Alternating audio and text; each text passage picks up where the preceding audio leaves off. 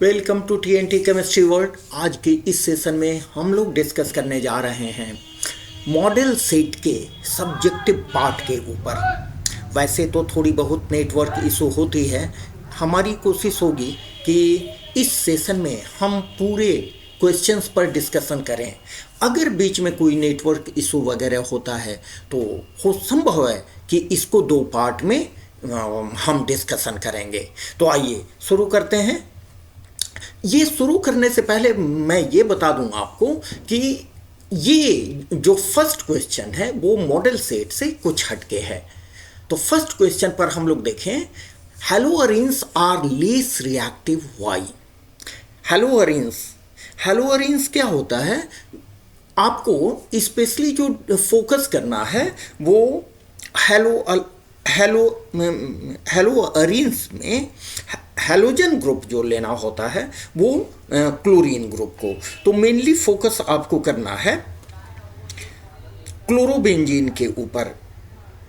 हेलोअरीन्स इसमें हम डिस्कस कर रहे हैं क्लोरोबेंजीन के ऊपर। It is chlorobenzene.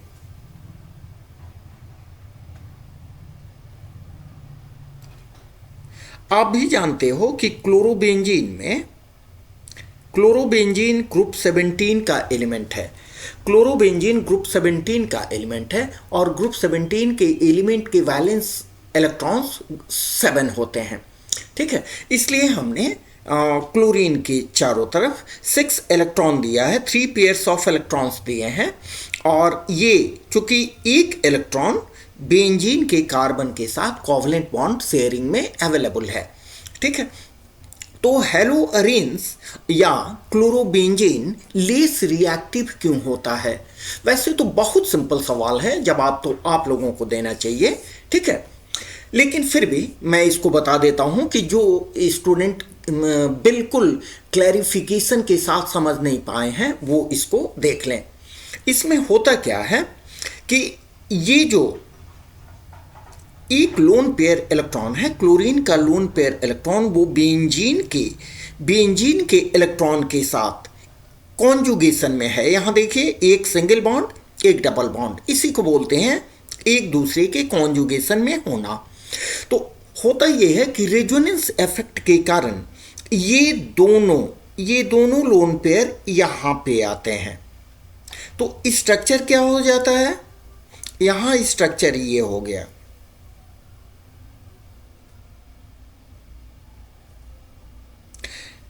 बेंजीन के कार्बन और क्लोरीन के बीच डबल बॉन्ड कैरेक्टर डेवलप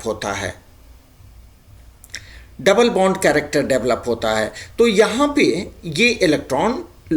ये दो इलेक्ट्रॉन आएंगे, तो यहां वाला इलेक्ट्रॉन कहां जाएगा, यहां पे जाएगा। ठीक है, तो ये हम हटा दें और इस इलेक्ट्रॉन को आप यहां पे ला दो। ठीक है, तो यहां देखिए, कार्बन, बेंजीन के कार्बन और क्लोरीन के बीच ये डबल बॉन्ड कैरेक्टर आ गया। इसी डबल बॉन्ड कैरेक्टर के कारण क्लोरोबेंजीन की रिएक्टिविटी कम हो जाती है। ठीक है, बात समझ में आ रही है? अब इसके रेजोनेंस स्ट्रक्चर को पूरा कर लो आप। ये देखिए, ये यहां गया, ये यहां पे आओ, तो इसका नेक्स्ट स्ट्रक्चर क्या हो जाएगा? बहुत सिंपल है, आप लोग जानते हो इसको, आप लोग खुद भी बना सकते हो। ये यहां आया और ये इस तरह का स्ट्रक्चर बना। ठीक है, नेक्स्ट ये यहां गया, ये यहां आया,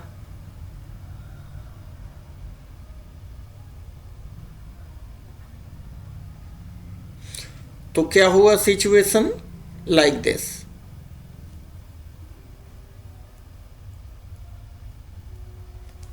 ठीक है, finally it will occupy this position, moving electron pair towards chlorine atom.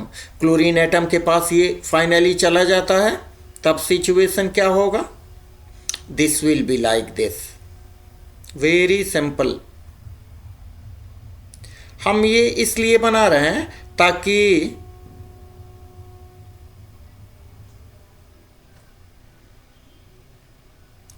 आप दूसरे रेजोनेंस स्ट्रक्चर भी लिख सकें। ठीक है, तो डबल बॉन्ड कैरेक्टर के कारण बेंजीन के कार्बन एटम और क्लोरीन के इलेक्ट्रॉन पेयर के कारण बेंजीन के कार्बन और क्लोरीन के बीच डबल बॉन्ड कैरेक्टर डेवलप होता है, जिससे इसकी रिएक्टिविटी कम हो जाती है। दूसरा एक कारण देखें कि यहाँ पे जो कार्बन है, बेंजीन में जो कार्बन होता है, वो कार्बन बेंजीन में जो कार्बन जिस कार्बन से क्लोरीन एटम अटैच्ड है, वो क्या होता है, वो sp2 हाइब्रिडाइज्ड होता है। sp2 हाइब्रिडाइज्ड होता है, तो sp2 हाइब्रिडाइज्ड जो भी कार्बन होते हैं, ये जो sp2 हाइब्रिडाइज्ड कार्बन है, आप देखो कि इसमें s कैरेक्टर कितना है, टोटल 3 ऑर्बिटल हैं, तो s कैरेक्टर, इसका कंट्रीब्यूशन कितना होगा, इसका कंट्रीब्यूशन अबाउट 33% होगा। इसका मतलब कि अगर इसको अल्काइल हैलाइड के कार्बन से हम कंपेयर करें तो इसका इस कैरेक्टर का मैग्नीट्यूड अधिक है, higher S character.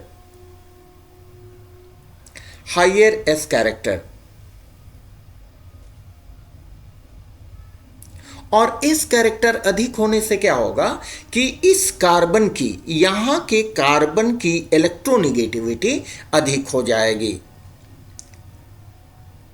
More electronegative carbon atom की इलेक्ट्रोनेगेटिविटी अधिक होगी, तो क्या होगा, यहां पर कार्बन और सीएल के बीच पोलर कैरेक्टर कम हो जाएगा, less polar nature, less polar, carbon और क्लोरीन के बीच पोलरिटी कम हो जाएगी, और पोलरिटी कम हो जाएगी, लेस पोलर कैरेक्टर कर दें, पोलरिटी कम हो जाएगी तो उसकी रिएक्टिविटी भी कम हो जाएगी, लेस रिएक्टिव। ठीक है, जबकि अल्काइल हैलाइड के केस में इससे सवाल, हालांकि यहाँ ये बात नहीं पूछी गई है, लेकिन इस तरह के सवाल पूछे जा सकते हैं कि हेलोअरीन्स या क्लोरोबेंजीन लेस रिएक्टिव है अल्काइल हैलाइड से। अल्काइल हैलाइड के केस में आपको क्या होता है, बस तुरंत हम लोग इसको देख लें, बड़ी सिंपल सी बात है। यहाँ पे जो कार्बन होता है, ये कार्बन, ये sp3 हाइब्रिडाइज्ड होता है। sp3 हाइब्रिडाइज्ड होने से क्या होगा कि यहाँ पर s कैरेक्टर लेस होगा, लेसर s कैरेक्टर, इस कैरेक्टर लेस होगा तो इसकी इलेक्ट्रोनेगेटिविटी, कार्बन, यहाँ जो कार्बन है, इस कार्बन की इलेक्ट्रोनेगेटिविटी, लेस इलेक्ट्रोनेगेटिव, कार्बन की इलेक्ट्रोनेगेटिविटी कम होगी, इलेक्ट्रोनेगेटिविटी कम होगी तो क्लोरीन और कार्बन के बीच पोलरिटी डिफरेंस अधिक होगा। मीन्स इस केस में क्या होगा कि इलेक्ट्रोनेगेटिविटी कम होने के कारण इसकी पोलरिटी अधिक होगी,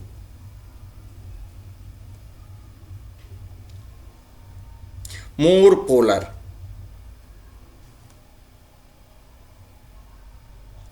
जिससे इसकी रिएक्टिविटी अधिक हो जाती है, हाई रिएक्टिव। ठीक है, माने मैं समझता हूं कि आप लोगों को ये बातें समझ में आ रही हैं। आप हमें कमेंट करके इसको लिखते रहो, देते रहिए। चलिए आते हैं मॉडल सेट पर। इसका पहला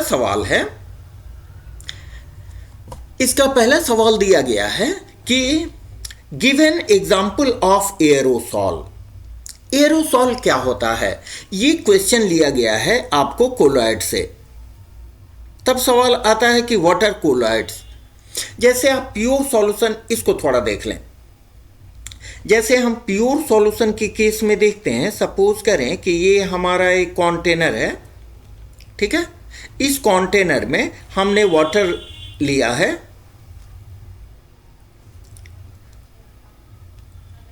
वाटर लिया है और इसमें हमने डाला शुगर, ठीक है। तो शुगर यहां पे क्या हो गया, शुगर यहां पे हो गया सॉल्यूट, जबकि वाटर यहां पर हो गया सॉल्वेंट। अगर कोलॉइड्स की केस में हम देखें, सपोज करें कि यहां एक कोलॉइडल सॉल्यूशन है, किसी दो कंपोनेंट का कोलॉइडल सॉल्यूशन है, ठीक है, जो वाटर में ही बनाया गया है। तो कोलॉइड यहां लिखें, कोलॉइड्स या कोलॉइडल सॉल्यूशन। तो कोलॉइडल सॉल्यूशन के केस में हम सॉल्वेंट को, it is equivalent to solvent, but solvent को हम बोलते हैं डिस्पर्सन मीडियम।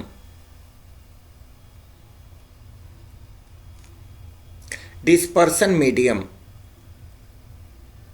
आप जानते होंगे, आप अब तो एग्जाम देने जा रहे हो। जबकि सॉल्यूट को, ये हुआ, इसमें हमने कोई सॉल्यूट डाला है, सपोज करें स्टार्च हमने डाला है, ठीक है। तो स्टार्च जो डाला है हमने, it is called dispersed phase,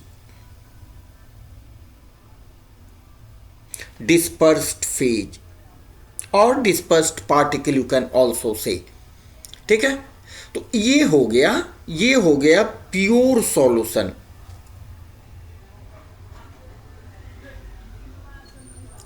ठीक है, जबकि ये हो गया कोलॉइडल सॉल्यूशन। तो colloidal solution consists of, colloids are heterogeneous solution, pure solution homogeneous होते हैं, ठीक है। चूंकि हम लोग मॉडल सेट पर चर्चा कर रहे हैं, दिमाग में आप ये बात मत रखना कि यही क्वेश्चन आ गया है, आप एग्जाम नहीं दे रहे हो। We are just discussing about the model question, इसलिए थोड़ा सा ट्रैक से हट के भी हम बता दे रहे हैं। यहाँ प्योर सॉल्यूशन के केस में जो सॉल्यूट कहा जाता है, वही कोलॉइड्स के केस में डिस्पर्स्ड फेज कहते हैं, और प्योर सॉल्यूशन के केस में जो सॉल्वेंट कहते हैं, वही कोलॉइड्स के केस में हम डिस्पर्सन मीडियम कहते हैं। तो यहाँ आपका क्वेश्चन है कि give an example of aerosol. Aerosol एक तरह का कोलॉइड्स है, एरोसॉल एक तरह का कोलॉइड्स है। आप एग्जाम में केवल ये आंसर लिखें, स्मोक एंड डस्ट, स्मोक या डस्ट, कोई एक एग्जांपल आप दे दें, आपका आंसर हो गया। हमने इतना दिया है कि अगर मान लीजिए कि ये नहीं आता है, इससे रिलेटेड कुछ आ जाते हैं, इसलिए हमने दे दिया है। तो ये स्मोक और डस्ट, इनमें अब आप देखो कि डिस्पर्सन मीडियम कौन है और डिस्पर्स्ड फेज कौन है। तो स्मोक में जो डिस्पर्सन मीडियम होता है वो होता है gas, dispersion medium gas. Try to imagine, this is dispersion medium, the major quantity of colloidal solution. Colloidal solution का जो अधिक भाग होता है, मेजर क्वांटिटी होता है, लार्जर कंपोनेंट होता है, उसको हम डिस्पर्सन मीडियम कहते हैं, ठीक है। जबकि प्योर सॉल्वेंट के केस में लार्जर कंपोनेंट को हम सॉल्वेंट कहते हैं। समझ में आ रही है बात? तो यहां पर देखें कि डिस्पर्सन मीडियम मेरा गैस होता है और dispersed particle, dispersed phase solid होता है, और दोनों मिलके जो कोलॉइड का फॉर्मेशन करते हैं, ठीक है, उसको बोलते हैं एरोसॉल। आपका आंसर एग्जाम में अगर इस तरह का आए तो आपका आंसर होगा, केवल एक एग्जाम्पल देना है तो केवल आप एक एग्जाम्पल दो। अब इससे रिलेटेड कुछ इंपॉर्टेंट कोलॉइड्स भी आप देख लो। अगर डिस्पर्सन मीडियम आपका वाटर है, देखिए यहां है dispersion medium, dispersion medium water है और उसमें डिस्पर्स्ड फेज माने उसमें जो सॉल्यूट आप डाल रहे हो वो सॉलिड है, तो उसको हम बोलते हैं हाइड्रोसॉल और एक्वासॉल। ठीक है, मान लीजिए कि एरोसॉल के बदले आपको हाइड्रोसॉल या एक्वासॉल आ जाए तो आप आंसर कर सकते हैं। ये समझ के मैं आपको ये बता रहा हूं। अगर डिस्पर्सन मीडियम, अगर वाटर के बदले हम अल्कोहल लेते हैं डिस्पर्सन मीडियम के रूप में और यहां पर सॉलिड डिस्पर्स्ड फेज या डिस्पर्स्ड पार्टिकल के लिए रूप में लेते हैं तो ये होगा आपको एल्कोसॉल। ठीक है, alcohol plus alcohol the colloids obtained by alcohol as dispersion medium. जो डिस्पर्सन मीडियम में जब अल्कोहल का प्रयोग करते हैं तो हमारा मिलता है अल्कोसॉल, और डिस्पर्सन मीडियम में जब बेंजीन का यूज करें then it is said to be benzosol. Dispersion medium benzene और डिस्पर्स्ड फेज सॉलिड, तब उसको बोलेंगे बेंजोसॉल।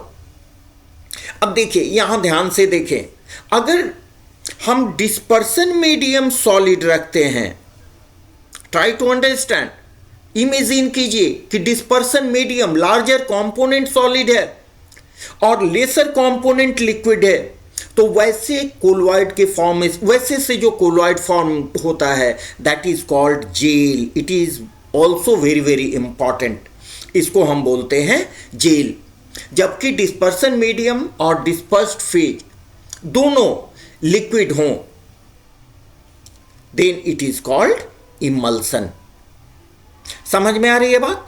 चलिए चलिए, काफी कॉम्प्रहेंसिव आइडिया हम लोगों को मिल गया। अब चलते हैं हम लोग नेक्स्ट सम्स की ओर। What is metallurgy? मेटलर्जी क्या है? तो मेटलर्जी आप जानते हो कि जो भी मेटल्स होते हैं, विशेषकर हेवी मेटल्स या और भी मेटल्स, वो ओर से निकाले जाते हैं। तो ओर से प्योर मेटल तक निकाले जाने के पूरे प्रोसेस को सम्मिलित रूप से हम मेटलर्जी कहते हैं। इसको थोड़ा समझे। सपोज करो आपको आंसर में इतना ही लिखना है, the complete process of obtaining pure metal from one of its ore is called metallurgy. Answer में केवल आप इतना रखो, लेकिन आप समझ लो पूरे प्रोसेस को। यहां सपोज करें कि आपका है ओर और यहां से हमें यहां मिल रहा है प्योर मेटल। तो ओर और प्योर मेटल, इसके बीच में ढेर सारी प्रोसेसिंग होते हैं। The first one is physical processing. Physical processing को हम बोलते हैं कॉन्सेंट्रेशन। तो यहां पर हम आए कॉन्सेंट्रेशन तक।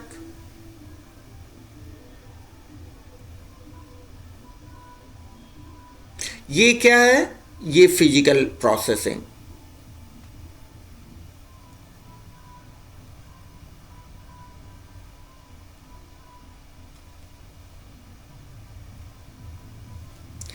कॉन्सेंट्रेटेड ओर को फिर क्या करते हैं? इसके बाद केमिकल प्रोसेसिंग करते हैं। ये नीचे वाला केमिकल प्रोसेसिंग।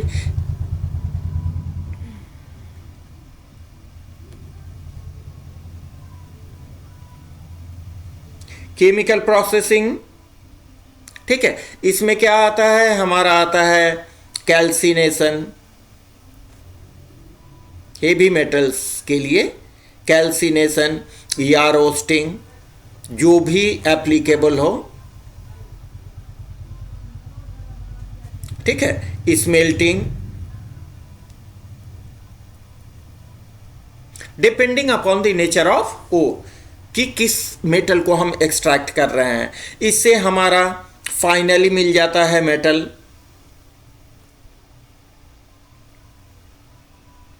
मेटल के बाद इसका मेटल कॉम्प्लीटली प्योर फॉर्म में नहीं होता है, तो उसके बाद हम करते हैं इसका प्यूरिफिकेशन।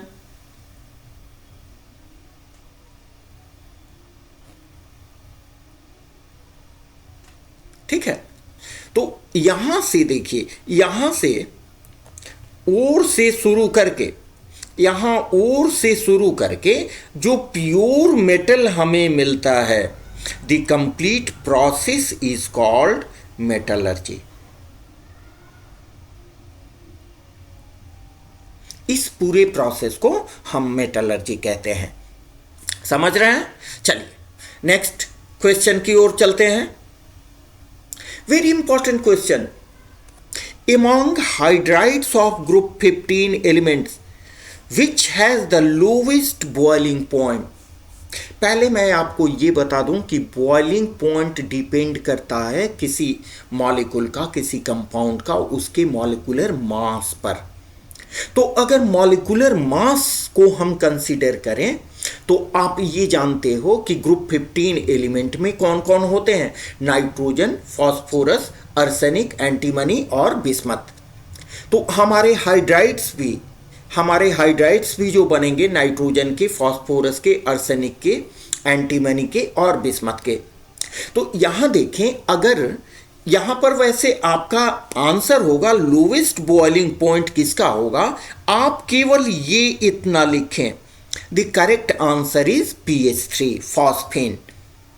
ठीक है, आपको एक्सप्लेन करने के लिए ये कैसे आया, इसको समझाने के लिए मैं बता रहा हूं कि अगर यहां देखें,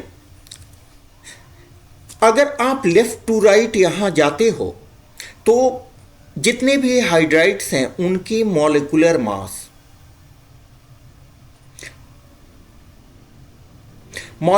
मास क्या होगा, इंक्रीज हो रहा है। Molecular mass increases, molecular mass increase होगा तो इनके वांडरवाल्स फोर्सेस ऑफ अट्रैक्शन भी इंक्रीज होंगे। वांडरवाल्स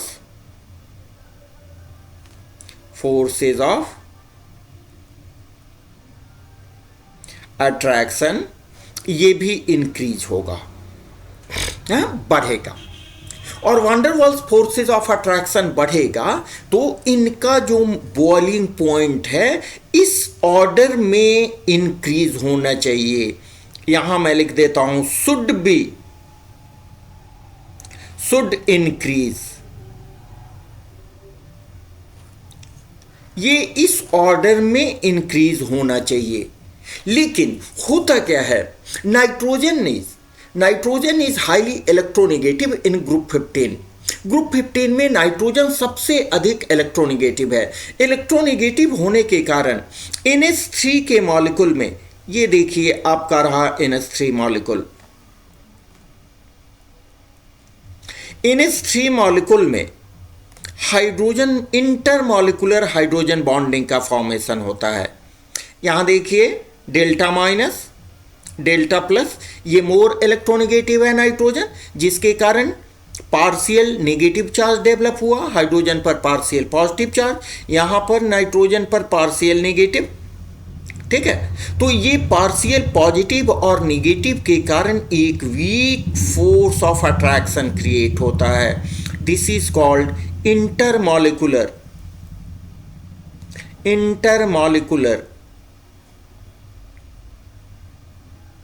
हाइड्रोजन बॉन्डिंग।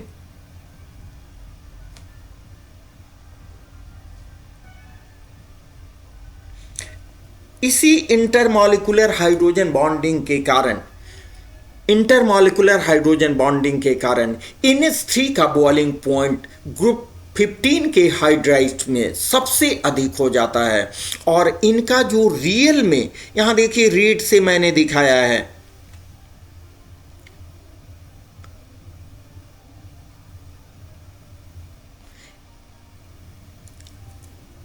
NH3 नहीं, हाँ NH3 का बॉइलिंग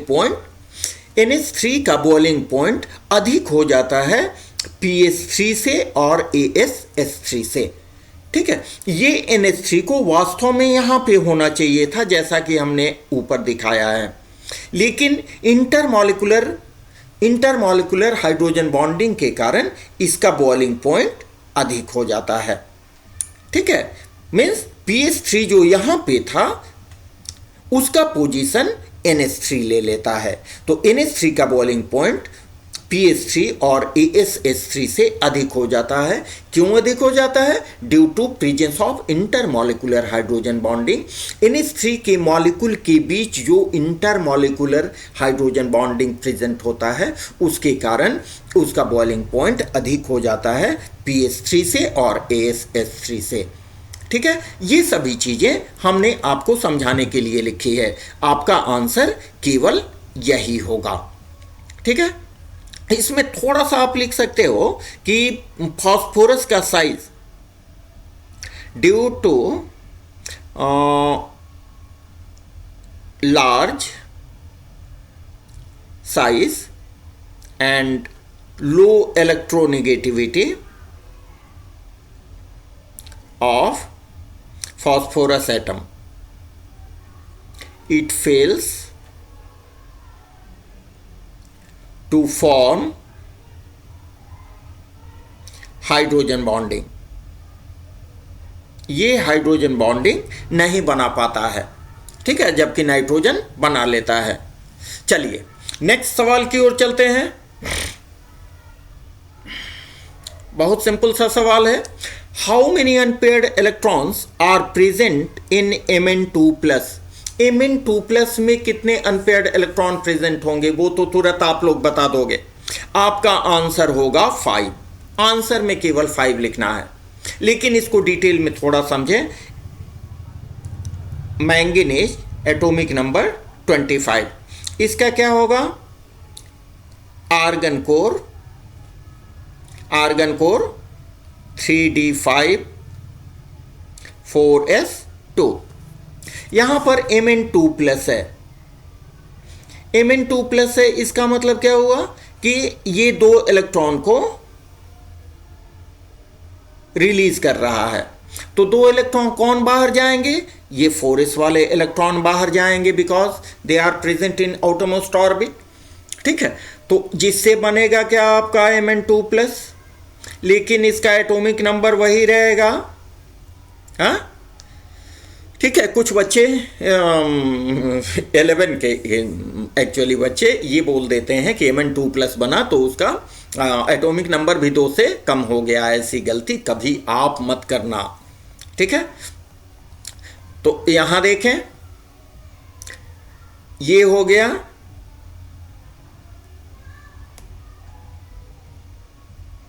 आर्गन और ये हो गया 3d5। 3d5 का अगर बॉक्स डायग्राम में देखें तो हर में एक एक इलेक्ट्रॉन, ये कॉम्प्लीटली हाफ फिल्ड है। ठीक है, इसको फिश एरो से दिखाओ और बेटर है, समझे। चलिए नेक्स्ट देखें।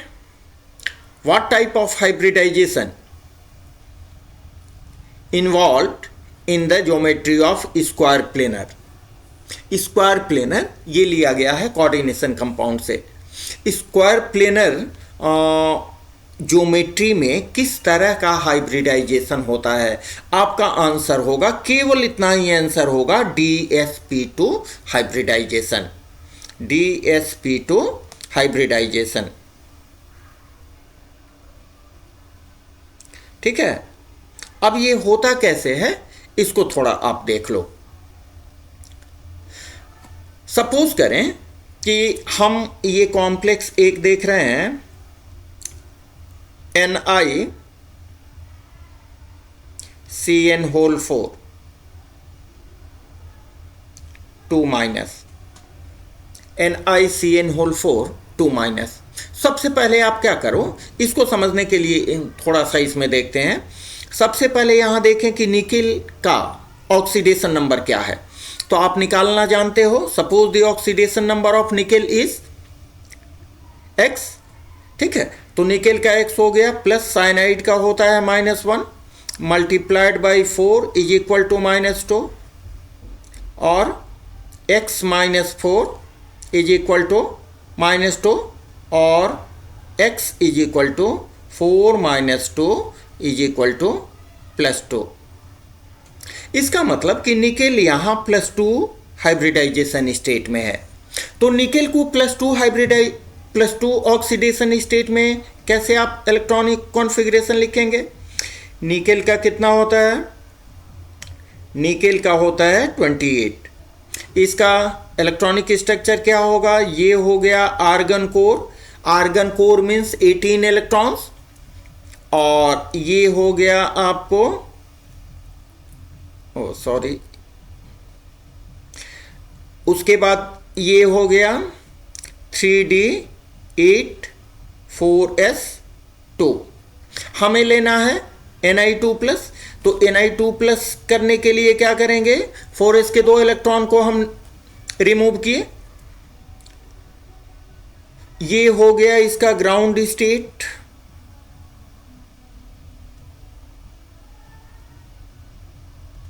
ग्राउंड स्टेट Na2+, ये क्या हो जाएगा? Argon core 3D8। यहां पर देखें 4S है तो डेफिनेटली यहां 4p भी प्रेजेंट है। ये अलग बात है कि इसमें इलेक्ट्रॉन 0 है। ठीक है, तो अब देखें यहां 3D8, अब लिखें 4S0 एंड 4p0। ठीक है, ये हुआ आपको +2 ऑक्सीडेशन स्टेट में। +2 ऑक्सीडेशन स्टेट में यहां पर देखें 4S में 0 इलेक्ट्रॉन, 4p में 0 इलेक्ट्रॉन, और 3D में 3D 1 2 3 4 8 इलेक्ट्रॉन, 1 2 3 4 5 6 7 8। यहाँ एक्चुअली जब फॉर्मेशन होता है कॉम्प्लेक्स का, तो इसके जो भी ऑर्बिटल्स हैं, कॉम्प्लेक्स का फॉर्मेशन कैसे होता है? जब लिगैंड्स अपने इलेक्ट्रॉन पेयर को सेंट्रल मेटल आयन को देते हैं। ठीक है, तो सेंट्रल मेटल आयन लिगैंड के इलेक्ट्रॉन पेयर को एक्सेप्ट करने के लिए ऑर्बिटल अवेलेबल कराता है। तो यहां पर होता यह है कि ये दोनों जो अनपेयर्ड इलेक्ट्रॉन हैं, ये आपस में एक ही ऑर्बिटल में पेयर्ड हो जाते हैं, और इनका स्ट्रक्चर कुछ इस तरह का हो जाता है।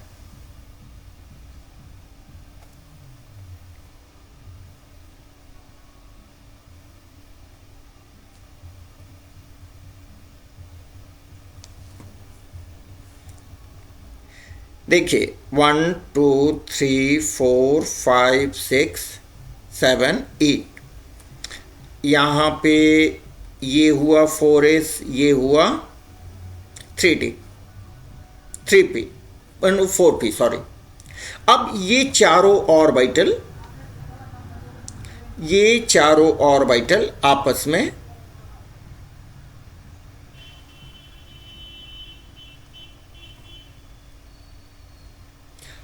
आपस में हाइब्रिडाइज करते हैं। ये हुआ आपका 3D,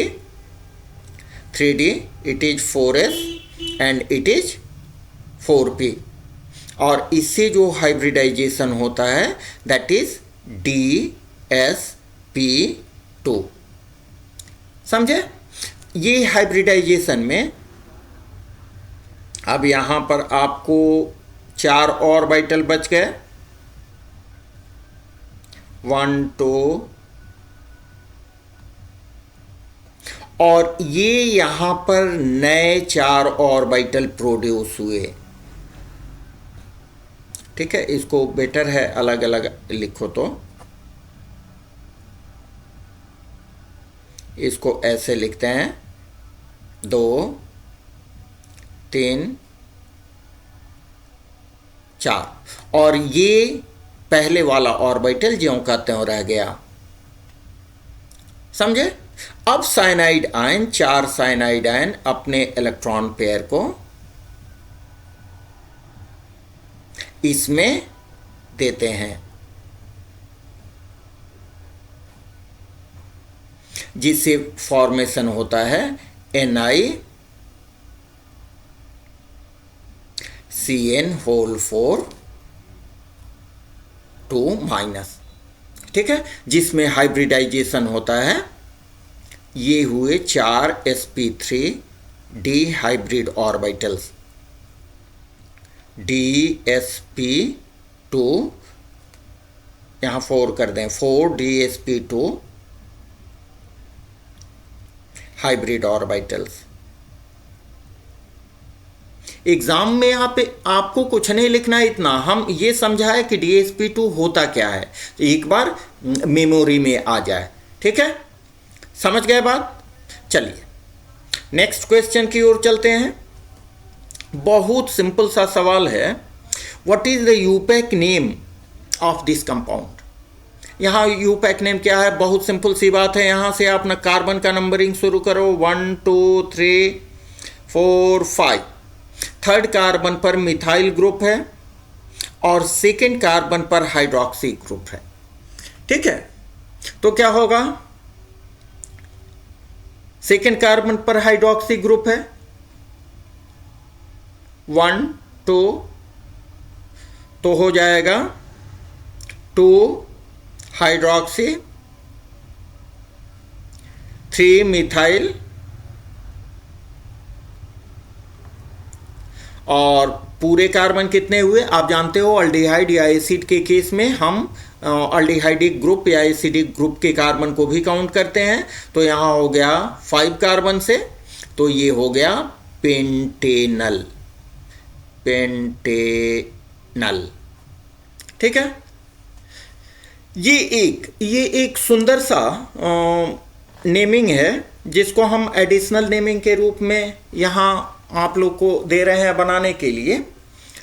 इसमें देखें इसका नेमिंग कैसे होगा, थोड़ा सा देखने में बहुत टेढ़ा मेढ़ा दिखाई देता है, तो इसका थोड़ा टेक्निक समझ लो। आप क्या करो, ये देखें यहाँ पर एक कार्बन है, देखिए इसका अगर लीनियर स्ट्रक्चर आप सिंपल में बनाएं तो क्या हो जाएगा, CH3 नो CH2।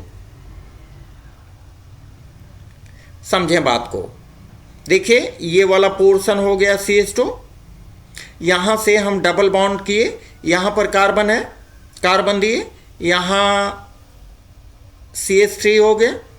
ठीक है, यहाँ से देखें यहाँ पर कार्बन है, इसको सीधे में बना लो और अच्छा से समझ में आएगा। ये सीधे हमने बनाया, यहाँ देखिए हाइड्रोजन। ठीक है, और इस CH3 को हम ऐसे लिख दिए और Br को देखिए कितना आसान हो गया आपका ये नेमिंग। ठीक है, अब क्या करें, यहां देखिए डबल बॉन्ड भी है, तो पेरेंट चेन अल्कीन ग्रुप का है, तो यहां नंबरिंग आप कैसे करोगे, from nearer end of double bond, तो 1 2 3 and 4, that means parent compound होगा पेंट। ठीक है, डबल बॉन्ड होने के कारण पेंटीन, तो इसका क्या हो जाएगा 3 ब्रोमो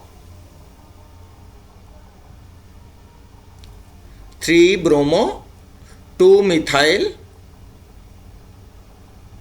अरे यार समझ रहे हो कि नहीं, 2 मिथाइल और 5 कार्बन ब्यूट, 1 और 2 कार्बन के बीच डबल बॉन्ड है तो छोटी नंबर को लेते हैं, ब्यूट 1,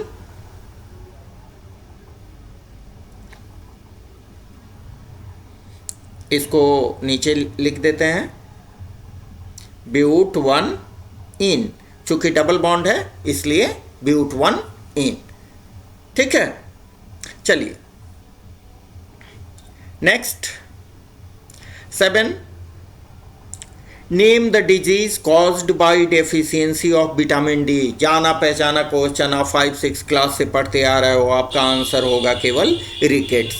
रिकेट्स है क्या, रिकेट्स एक ऐसी बीमारी है जिससे बोन्स में बेंडिंग, बोन्स में टेढ़ापन हो जाता है, और ये स्पेशली बच्चों में होता है। ठीक है, इसमें बेंडिंग ऑफ बोन्स होता है, बेंडिंग ऑफ बोन्स। ये आपको नहीं लिखना है एग्जाम में, specially in childrens. Specially in childrens. इसके कारण टीथ की भी डेफिशिएंसी, टीथ में भी डिफॉर्मेशन हो सकता है, ठीक है, या फिर बोन्स के किसी भाग में डिफॉर्मेशन हो सकता है। चलिए next, what is order of reaction? Order of reaction क्या है? तो आपने देखा होगा किसी भी केमिकल रिएक्शन में उसका जो रेट एक्सप्रेशन हम लिखते हैं, रेट एक्सप्रेशन में रिएक्टेंट के कॉन्सेंट्रेशन अगर सॉल्यूशन स्टेट में है, अगर गैसियस स्टेट में है, तो उसके प्रेशर के ऊपर जो पावर देते हैं, that is total addition of power is called order of reaction। ठीक है, आपको केवल आपका आंसर होगा what is the order of reaction, what is the unit of order of reaction. ठीक है, इसमें आपका आंसर यही होगा the sum of powers of concentration terms in the rate expression is called order of reaction. First point का और second point का unit में what is the unit of first order reaction, आपका आंसर होगा time inverse, means time to the power -1। अगर time second में दिया गया है तो second to the power -1, time अगर मिनट में दिया गया है तो मिनट टू द पावर -1। इससे बिल्कुल कंफ्यूज होने की जरूरत नहीं है, समझ गए बात? क्या होगा? The sum of powers of concentration terms in the rate expression is called order of reaction. और इसका यूनिट क्या होगा? Time inverse. टाइम अगर सेकंड में दिया गया है तो सेकंड इनवर्स, टाइम अगर मिनट में दिया गया है तो मिनट इनवर्स। ठीक है, हो सकता है कि आपको डेविएट करने के लिए टाइम न दे के मिनट दे दे, समझे? चलिए, अब हमने एक जनरल रिएक्शन को लिया है, small a capital A, small b capital B, ये कंबाइन करके प्रोडक्ट दे रहे हैं। तो इनके लिए रेट लॉ एक्सप्रेशन क्या हो जाएगा? यहां ध्यान दें, यहां कोएफिशिएंट है a और b, लेकिन हमने यहां लिखा है x एंड y। ठीक है, तो ये x एंड y, आपको ये मैं बता दूं कि ऑर्डर ऑफ रिएक्शन कभी भी थ्योरेटिकली कैलकुलेट नहीं किए जा सकते हैं, they must be calculated experimentally. तो यहां x और y एक्सपेरिमेंटली कैलकुलेटेड कोएफिशिएंट्स हैं। ये x y a और b के इक्वल हो भी सकते हैं या नहीं भी हो सकते हैं। ठीक है, देखिए, where x and y are practically determined coefficients। ये हुए कॉन्सेंट्रेशन, रिएक्टेंट के कॉन्सेंट्रेशन के पावर्स। इस पावर्स को आप ऐड कर दो, this will give the value of order of reaction. n is equal to order of reaction.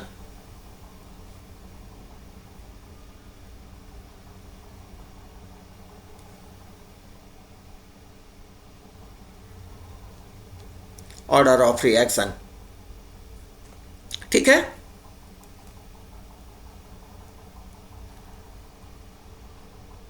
चलिए नेक्स्ट क्वेश्चन की ओर चलते हैं। अच्छा, इसमें थोड़ा सा हम लोग और आगे बढ़ें, और आगे बढ़ने का मतलब ये कहते हैं कि इसमें थोड़ा सा ये देख लें। यहाँ तो फर्स्ट ऑर्डर रिएक्शन का दिया गया है, अगर मान लीजिए दूसरे ऑर्डर ऑफ रिएक्शन का आ जाता है तो उसको आप कैसे सॉल्व करोगे? आइए थोड़ा सा देख लेते हैं।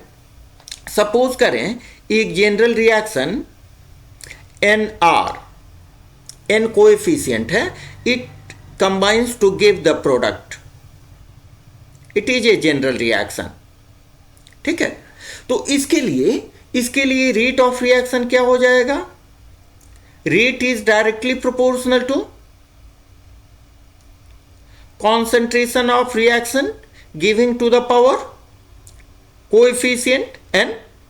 नहीं, इसी को आप लिख सकते हो rate is equal to K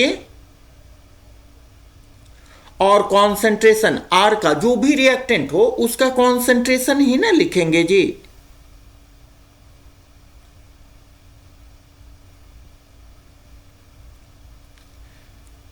concentration to the power n, समझे। यहां पर k क्या है, k is equal to rate constant है, ठीक है। अब सपोज करें कि आपसे पूछा जाए रेट कांस्टेंट का यूनिट कैलकुलेट करने के लिए, वो कोई भी ऑर्डर हो सकता है, first order, second order, third order, solution state में, गैसियस स्टेट में, कुछ भी हो सकता है, ठीक है। इसका यूनिट आपसे पूछ दिया जाए, unit is equal to what, तो इसको आप कैसे निकालेंगे वो देखें। देखिए रेट इज इक्वल टू क्या हो गया, रेट का यूनिट क्या होता है, अगर सॉल्यूशन स्टेट में लें तो mole per litre divided by rate can be defined as change in concentration with respect to time, तो mole per litre divided by time. Mole per litre क्या हुआ, इसका कॉन्सेंट्रेशन हुआ,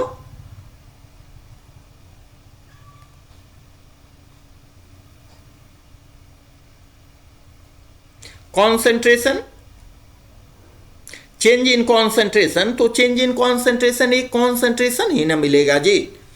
change in concentration with respect to time, ये हो गया हमारा rate का यूनिट, ठीक है। यहां पर देखें कि इज इक्वल टू, कॉन्सेंट्रेशन को शॉर्ट में हम लिखते हैं concentration to the power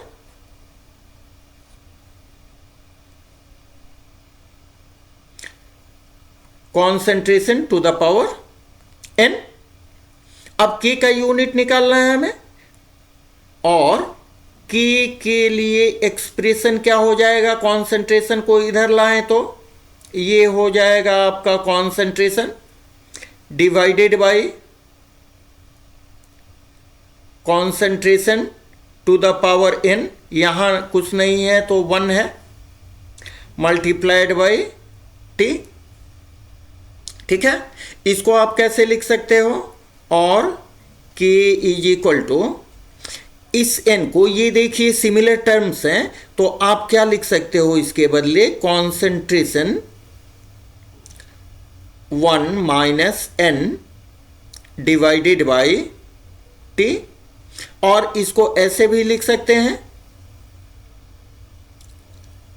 concentration 1 minus n T inverse, आप किसी फॉर्म में लिखो, ठीक है।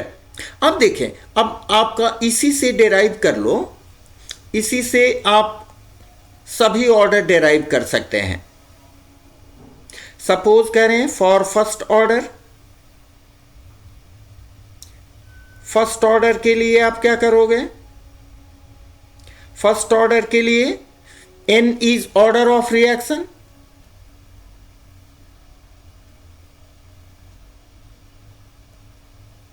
Order of reaction, first order reaction के लिए n इज इक्वल टू 0, ठीक है। तो n का वैल्यू आप 0 पुट कर दो, तो क्या होगा, k is equal to concentration, इसके ऊपर 1 माइनस 0, ठीक है, डिवाइडेड बाय t, समझे।